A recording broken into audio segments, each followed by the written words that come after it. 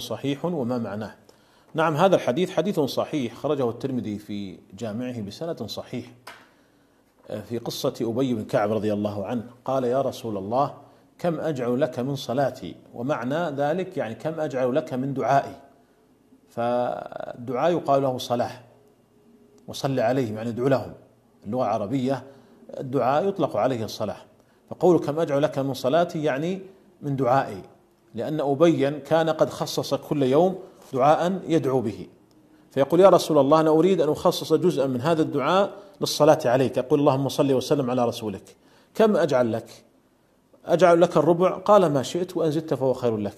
قال: أجعل لك النصف؟ قال: ما شئت، وإن زدت فهو خير لك. قال: أجعل لك الثلثين؟ قال: ما شئت، وإن زدت فهو خير لك.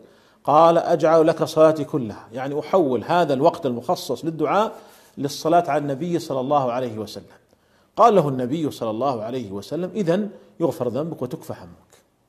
فدل ذلك على أن الصلاة على النبي صلى الله عليه وسلم أنها من أسباب مغفرة الذنوب، وأنها من أسباب كفاية الهموم، أن الإنسان إذا أكثر من الصلاة على النبي عليه الصلاة والسلام كفاه الله همه، كفاه الله همه، وجعل له من كل هم فرجا ومن كل ضيق مخرجا.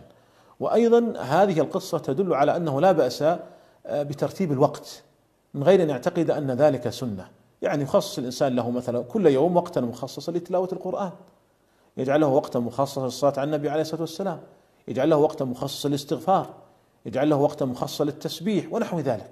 لا يعتقد أن هذا التخصيص سنة، لكن من باب ترتيب الوقت، لأن الإنسان إذا لم يرتب وقته ضاع عليه الوقت. فينبغي أن يكون لديه إحسان في إدارة الوقت، يحسن إدارة الوقت، يعرف كيف يدير وقته، ويكون هذا بمثل هذا الترتيب للوقت كما كان الصحابة يفعلون ذلك. وهنا أبي رضي الله عنه بين أنه كان يفعل ذلك فيما يتعلق بالدعاء، وأراد أن يستبدل هذا الدعاء بالصلاة على النبي عليه الصلاة والسلام، فأقره النبي عليه الصلاة والسلام وأخبر بأن هذا من أسباب كفاية الهموم ومن أسباب مغفرة الذنوب.